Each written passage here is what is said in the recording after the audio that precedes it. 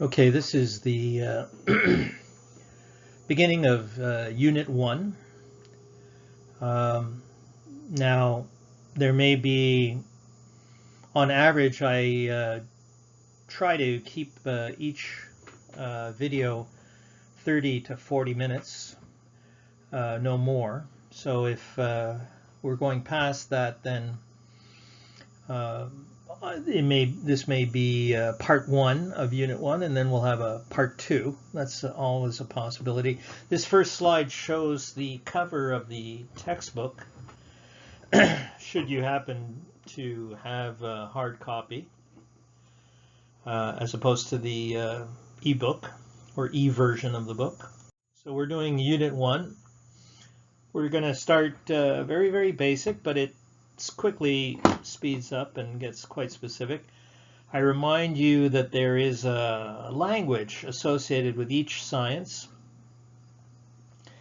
and you need to learn that language. And for those of you whose first language is not English, you're not having more difficulty with the terms. You shouldn't be having any more difficulty with the terms because they're new to everyone. All right? And certainly anatomy and physiology, both of those sciences have their own particular terminology and characteristic terms that you're going to pick up on. By the time we get to Unit 4 or 5, and certainly by the time we get towards the end, your vocabulary will be expanded tremendously, and I'll be able to speak to you with much more confidence that you understand the terms that I'm using. Okay, so let's get going with this. Unit 1. Anatomy itself is the study of the structure and how those structures relate to each other. It can be at the microscopic or macroscopic level. Macroscopic is called gross. It's a larger scale. Developmental scale during the development of the organism, of an embryo.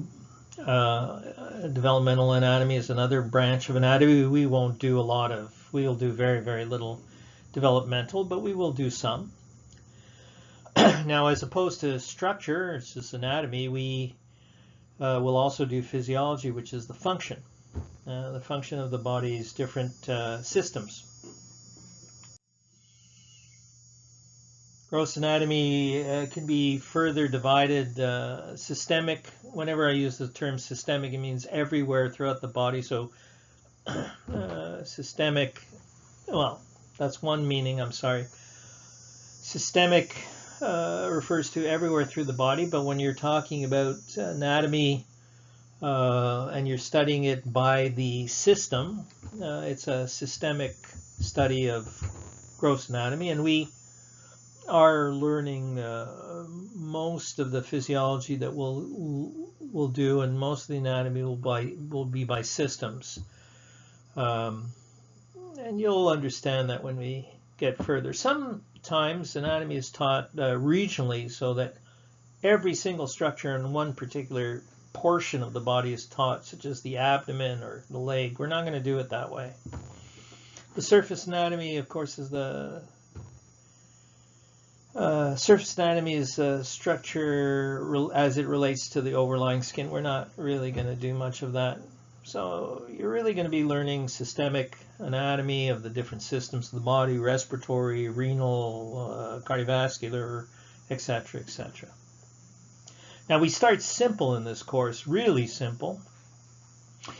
In fact, the first unit or two are cover material that I would have expected you to have already covered in high school, in fact, and it's the basics, but it's good to refresh your memory, I suppose. All right, so microscopic anatomy, the terms that typically are used associated with microscopic anatomy are cytology, which is study of cells. For example, if as a person is looking at a slide of blood cells because they're individual cells, that is a type of cytology. But another example might be a pap smear, in which smears taken of the end of the uterine cervix, and individual cells come off onto the slide and are, examined. Histology is the study of tissues at a microscopic level. So, and we will do a lot of histology in this course, and you will learn really quite a bit of about microscopic structure of tissues, and I'll describe them in terms of the basic characteristics so you can recognize, hopefully right away, what you're looking at under a microscope or on a photomicrograph. A photomicrograph is a photograph of a microscopic image. Developmental anatomy, as I said, is a study of the structure in the early developmental stages of an embryo, and as I told you, we won't do a lot of it. We might do a little bit. There are further specialized branches of anatomy, including pathological, radiographic, molecular. It's really not called molecular anatomy, it's called molecular biology, but pathological anatomy is, study of any changes that are caused by disease. I have to emphasize to you that it is vitally important for you to understand that you cannot recognize or understand diseases and disease tissue or a disease in a system unless you know normal. So you have to be able to have a good fundamental basic grasp and understanding of what's normal before you can recognize what is abnormal, in other words, disease. So yes, it's kind of more interesting and students are drawn to disease. After all, you probably decided to go into nursing because you were interested in disease processes, and diseases certainly are sort of more interesting to read about perhaps, but you can't recognize abnormal until you know and are familiar with normal. Once you know and can grasp what normal is and easily recognize what looks like normal, then you're prepared to perhaps identify what's abnormal, what's pathological. Radiographic anatomy is study of structures seen on X-ray film. Molecular biology is the study at the subcellular molecular level, and we will do some molecular biology. So, in terms of physiology, we are studying organ systems, and examples include renal physiology, neurophysiology, cardiovascular physiology. All of these are study of different systems, and that is how physiology is typically taught by system. There's about 10 or 12 systems in the body. Overall, you could, I would say, pretty much cover every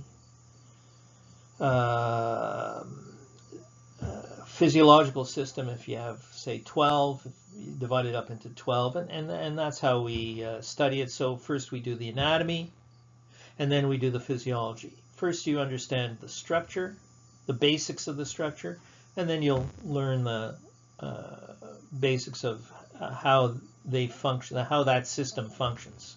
So it's the structure of a system and then how the system functions. And that function really will be not only at the gross anatomical level, the function of a lung or the function of a liver, but also at the cellular level and molecular level.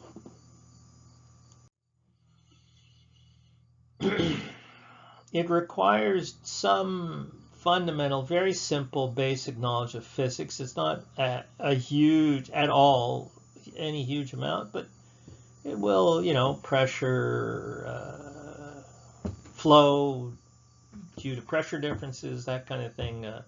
Current, electrical current in terms of excitable tissue. You have two types of excitable tissue in the body. One is neural or nervous tissue, and the other is muscle tissue. And you'll need some understanding of that, but I'll explain it to you. Whatever we cover, I'll explain.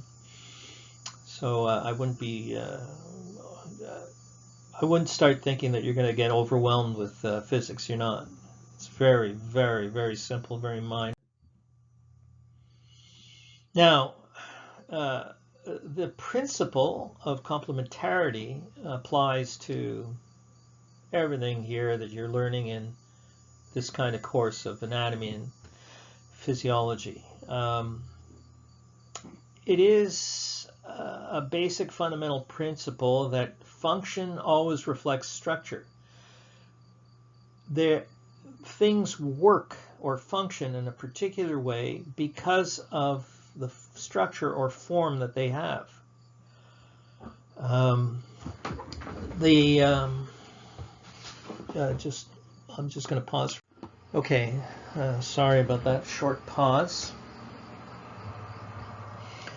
So, the way things work, they're able to work in a particular way. They can have a certain function because of the structure, and that structure, in fact, this is all levels of structure are important, at the gross anatomical level, at the microscopic level, cellular level, and the molecular level. All of them lend themselves towards allowing tissues, systems to work in a particular way because of the structure. Organisms, living things like a human, for example. Human is an organism. They are organized at several different levels, and if we look at it from the smallest level going up, they are organized at a chemical level, cellular, tissue, organ system, and organism, or an organismal structure. And that's a way of thinking about the human body or any organism, in animal or plant or whatever, at understanding that there's several different levels in terms of complexity and size that go into making up a whole organism. So in an organism at the chemical level, there is structure in that there are atoms of the different elements combined to form molecules. And all those molecules can be organized together into a cell. All living tissue is made up of cells. Now, if you have a whole bunch of cells that are all similar type or same type, that's a tissue. So you can have muscle tissue, nerve tissue, fat tissue, different types of tissue made of a particular type of cell. Now, when you get to the organ level, it's different. You should hopefully understand that an organ is a collection of several different types of tissues that work together in a single organ. If you look at the heart, it's not just made up of cardiac muscle. There's blood in it, there's nerves tissue, there's vascular tissue, there's some fat tissue, there's several different tissues all collected together to form that single organ, the heart. And then we get into a higher level, and that's organ systems. So you have a cardiovascular system made up of blood vessels in the heart. You have a digestive system made up of the intestinal tract and the different parts of that tract, but also accessory organs like the liver, gallbladder, contributing pancreas, all contributing to salivary glands, all contributing to that organ system, all part of the organ system. And then finally you get to the whole organism, which is a collection of organs, or which is a collection of different organ systems. And as I told you, you good look at human as a collection of roughly 10 to 12 different organ systems. And we're going to study this, anatomy and physiology. Typically first cover the anatomy, then cover the physiology in a systemic way, but via systems. Although we will start off super simple with simple basic chemistry.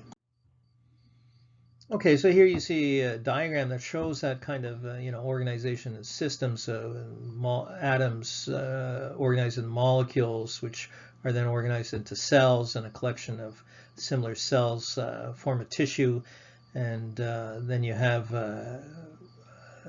several different tissues forming an organ, a collection of different types of tissue forming an organ, and then you have an organ system. This is a diagram showing the cardiovascular system, for example, and then several different organ systems all together forming a single organism. In this case, sorry, I went too fast there, but in that case, a human. Okay, I just have to pause. Okay, so first system that we'll talk about is briefly, this is just an intro. We'll get into details later. The first system I want to mention is one that's often overlooked, but is an important system. It's the integumentary system.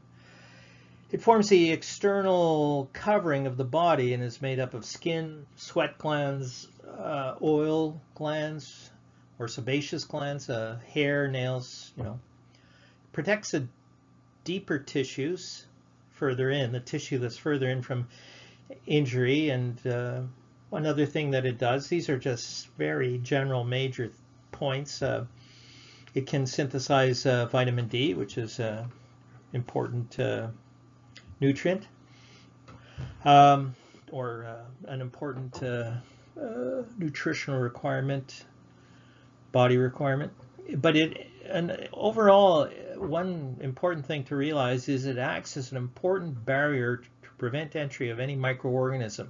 It prevents the entry of things that are foreign to you, foreign in terms of non-self. The skeletal system is very, very general here. It's just sort of an intro. It's made of bone, cartilage, ligaments. It's made of more than that, but it's, this is the main thing that it's made of. It protects and supports the body. It acts as a framework for, muscles, which help the overall body move. It also acts as a site of, parts of it act as a site of, for blood cell formation. All the different cells are initially formed, and initially at least formed there. Sometimes they further develop elsewhere. It's a storage site for minerals, particularly calcium. The muscular system, it's made up of muscles. There's different types of muscle, 3 different types of muscle tissue, which we'll describe in detail later in the course or in the second semester. Tendons, which help muscles attached to bone. It allows for movement, manipulation of the environment, locomotion. These are just examples. Facial expression, maintain posture. It also is an important source of heat production. And these diagrams, which you should go through and read on your own, essentially says exactly what I just said earlier, and just gives you a brief overview of these 3 systems, the integumentary, skeletal, and muscular systems. Okay, the next system we'll talk about is the nervous system. It's made of the brain, the spinal cord, and nerves. Notice that's spinal cord, not spinal column. The spinal column are the bones, the vertebrae that form the backbone. Spinal cord is the nerve tissue that passes in parallel to that spinal column. It's a control mechanism for the entire body. It responds to incoming stimuli, information that's coming in to the nervous system from sensory neural tissue, is processed in the central nervous system, and then signals are sent out to muscles and glands to respond. The cardiovascular system is made up of the heart and the blood vessels. The heart is acting as a pump to pump blood throughout the body so that the tissues get oxygenated by the blood, which picked up oxygen in the lungs. So blood gets pumped throughout the body through the on the arterial side, and then goes into capillaries where the gas exchange occurs. Oxygen gets released and carbon dioxide is picked up, and then it returns it to the heart and pumped to the lungs where the CO2 is released and the carbon dioxide is released, and the fresh oxygen is taken up. We cover this here in one slide, but it is a very large topic that takes 2 or 3 units of the 13 units that make up the course. And you see here a diagram. There is one mistake on the diagram. They are showing the thymus here as part of the endocrine system. It is not. It is part of the immune system. All right? It's an immune organ. In fact, it's called a primary immune organ. One of the primary immune organs. It is incorrectly, and that's been known now since the 1970s, that it's an immune organ, not an endocrine organ. But for some strange reason, books still call it that, and unfortunately, people who teach it also say that it's a part of the endocrine system. It's not. It's part of the immune system. And in Unit 13 in this semester, in this course, in Unit 13, we'll cover that. So there's the nervous system. This is the endocrine system, which we haven't mentioned yet, and the cardiovascular system. I'm assuming the next slide is the endocrine system. It's not. Anyhow, let's go on. Lymphatic system is made up of the red bone marrow. That's the bone marrow in bones where blood cells are made. It's called red bone marrow. The thymus, spleen, lymph nodes, and all the lymphatic vessels. You have this system of lymphatic vessels that help pick up fluid leaking out of the blood vessels and returning it to the blood. It helps to dispose of debris. Really, you'll understand this better when we get to Unit 13. The lymphatic system also houses the white blood cells that are involved in the immune response. The respiratory system is made of the nasal cavity, the pharynx, trachea, bronchi, the lungs, all the structures that are involved in bringing air in or out of the lungs and the lungs themselves. And this allows the blood to be supplied with oxygen and release carbon dioxide that it picked up in the tissues. The digestive system is made of the intestinal tract, starting at the mouth, going all the way to the anus, the oral cavity, esophagus, stomach, small intestine, large intestine, rectum, and anus, and also the liver, but also the salivary glands are part of the digestive system. The pancreas is part of the digestive system. They're involved, the whole system is involved in breaking down food into very small molecular units that can be absorbed into the bloodstream. Most of the absorption occurs in the small intestine, and these molecules, molecular structures that the food was made of, are absorbed across and enter into the blood. It also eliminates indigestible foodstuffs through the anus as feces.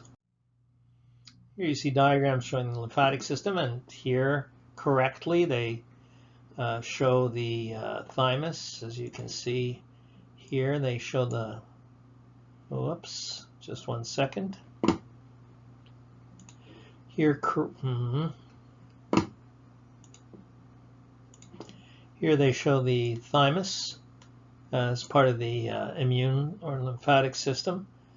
The immune system is a lymphatic and immune system can be combined together to describe all of the components of the immune system overall. Respiratory system and the digestive system. Then there's the renal or urinary system. It's made of the kidneys, ureters, the bladder, and the urethra. It's involved in ridding the body of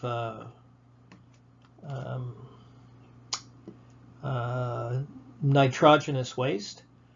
And it does quite a few functions besides getting rid of nitrogenous waste. It also helps regulate water levels, electrolyte levels, and the pH of the blood and the tissues. Okay, the male reproductive system is composed of not all the organs are shown here. There's some other ones. Prostate gland, penis, testes, scrotum, ductus deferens. Main function is reproduction, producing offspring. The testes, or testicles, produce the sperm and male sex hormones, and the rest of the system are a series of ducts and glands which deliver the sperm, and the glands add to the fluid of the semen. The whole point is to deliver that to the female reproductive tract during sex. The female reproductive system is, again, it's the same idea essentially. It's, you have the egg, the reproductive cell, and then a whole series of what are essentially duct structures to lead it to where it can meet up with sperm, and then a developing embryo can develop in the uterus. The system is made up of the ovaries, which produce the eggs, the uterine tubes, the uterus, the vagina. Mammary glands are included in the reproductive system. I'm not entirely certain why, because really they're involved in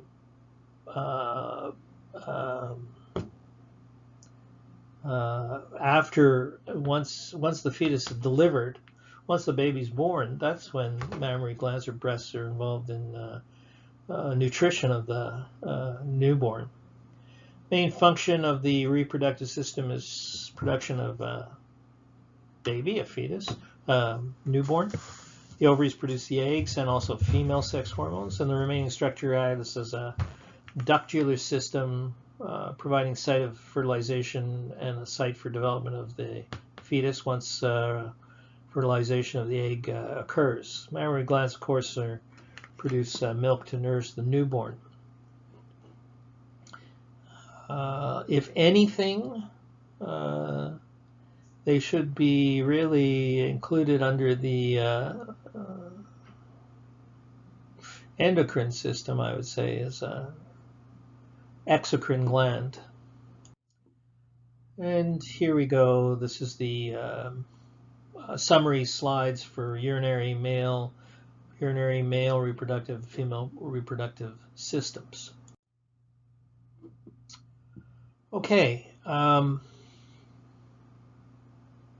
There are interrelationships. Each of these systems that I've just described do have interactions. In fact, they all have interactions. The most obvious, I would say, would be the respiratory system and the cardiovascular system, in that obviously the lungs supply gas, oxygen to the blood, and the blood is part of the cardiovascular system. It flows through that system. There's an obvious relationship, but they're all related. And we will talk about that, and it's important for you to understand that they're not to consider them alone, but to understand the context of how they of what's happening as they interrelate with each other. Digestive and respiratory systems are in contact with the external environment. They take in nutrients and oxygen, both of them. No, nutrients are taken in by the digestive, the respiratory takes in oxygen. I'm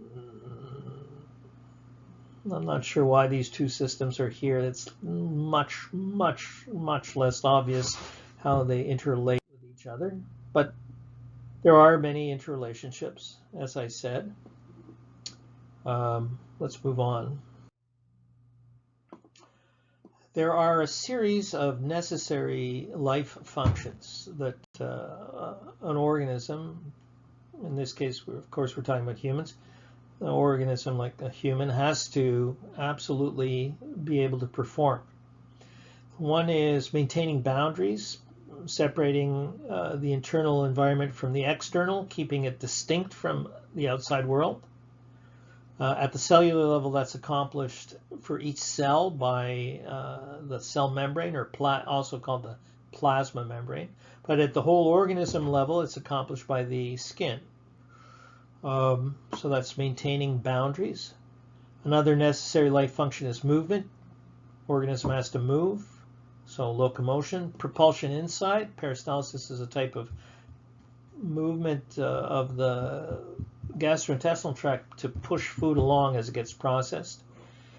Organism has to have responsiveness. It has to be irritable in terms of responding to stimuli, so that it can sense its environment, both internal and external. You're actually always monitoring your internal environment, but you're also always monitoring your external environment and sending signals into your nervous system to be processed and for it to respond appropriately to whatever sensations or sensory information is coming in. Digestion is another necessary life function. The others include metabolism, the breakdown of material that you digested in chemical reactions that occur in the cells in the body, but that are involved in building up tissues or breaking molecules and tissues and breaking them down. Excretion is important, removal of waste products from the body. We already talked about that. The renal or urinary system is involved in the removal of nitrogenous waste. Reproduction is absolutely a necessary life function, otherwise the organism would not be able to carry on and continue through time. Reproduction occurs, remember, at two levels. One is cellular, in that cells have to divide to replace cells that have aged and die. Almost every tissue, there are two major exceptions in the body that don't normally reproduce in an adult, but every other tissue, that's nerve tissue and skeletal muscle tissue, those cells don't reproduce in an adult, but all the other tissues do, and so cells divide, they proliferate to produce two identical new daughter cells. But there's also reproduction at the organismal level, where sperm and egg come together during sex to form a new developing fetus. Growth is a necessary life function, increase in size in the body part or the whole organism. There are also, besides life functions, for an organism to exist, there are also basic survival needs. And they include nutrients, which is briefly explained here, oxygen, water, which makes up 68% of the body. Remember, we are, a lot of the molecules in our body are dissolved in the solvent that we use, and the solvent we use is water. We are water-based organisms. Your survival need includes a normal body temperature and also certain atmospheric pressure. You have to have a certain level of atmospheric pressure in order to get proper gas exchange in the lungs. You cannot go up at a high altitude, like 25, 30, 1,000 feet and expect to have the atmospheric pressure to be adequate to deliver enough, to contain enough oxygen for you to survive. Okay, I think what I'm going to do is stop here for this particular video. So this video will be saved as Unit 1, Part 1. And then I'll pick up here at slide 33, slide number 33 on homeostasis for the beginning of Unit 1, Part 2.